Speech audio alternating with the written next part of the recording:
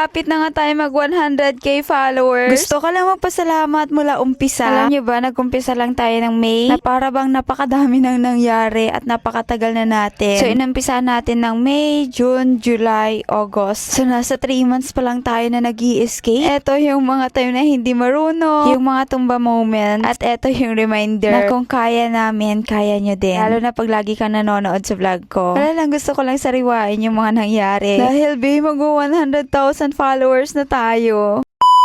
Ito yung patunay na hindi porket nahuli ka, ikaw na din yung mahuhuling mag-grow. Hindi porket nauna sila, hindi ka na makakahabol. Learn from me and sana ma-inspire ka. Actually, nag-umpisa ako mag-vlog, gumawa ako ng separate page. Kasi nga dun sa personal ko, like halo-halo, hindi ko na siya maintindihan. So I decided, sige nga, mag-start ako ng bago. Kahit alam kong matagal, taon yung lilipas. Dahil nga yung mga personal accounts natin, taon na, pero ilan pa lang yung followers, diba? So I have this goal na mapamonetize yung page ko. Pero syempre, nag-isip din ako na paano ko siya gagawin. Hanggang sa nagpo-post lang ako. Kasi nga sabi nila, 1% improvement per day will mark a remarkable result. Just focus on the process. Huwag mong madaliin. Hindi porket walang nangyayari ngayon, kahit araw-araw mo naman ginagawa, is mag-give up ka na. Hala, ano bang klaseng vlog to? Naging advice?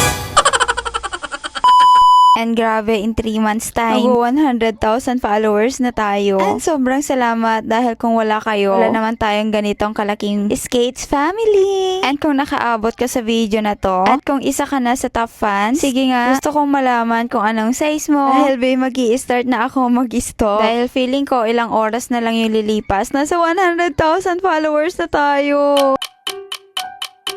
And kailangan ka din syempre ng color. Dito na lang ako sa video na to titingin at mag-i-stock ng mga profile. Kaya pag umabot ka dito, please share, like, comment para makita ko at ma-stock na kita. At once na nag 100,000 followers na tayo, mag-i-start tayo sa pagtitingin ng mga profiles. Grabe, kailan lang tayo ulit nagbigay, no? Sinong mag-aakala sobrang bilis ng pangyayari. Kaya pag may gusto kang gawin sa life, continue mo lang. Promise, hindi mo namamalayan, nandun ka na din sa gusto mong mangyari. And sa mga hindi pala nakakaalam dito sa pinupuntahan namin, dito nga pala sa SM City, Tuguegarao. Kasi nagbigay sila ng para sa mga skateboarding. Talagang mas maganda siya kahit pangalawang beses pa lang kami nandito. Oh, actually, etong video na to, this is our first time. Kaya pag taga Tuguegarao ka, kita kits! Huy! Para bang napaka-sentimental ngayon, no? And no matter what your age is, gusto mo matutong mag-skate, mag-start ka na. Don't mind those people na sasabihin nilang, ano ba yan? Isip bata? Who cares, diba? Ang importante, nakukuha mo at nagagawa mo yung gusto mo. Better than nothing. So, ito yung mga skates na ginagamit natin. Sabi ko nga sa inyo, magtatago na ata ako eh. Charot! Kasi nga, napakabilis. Pero antayin ko. This is Miss Donna. Yan lang. Salamat!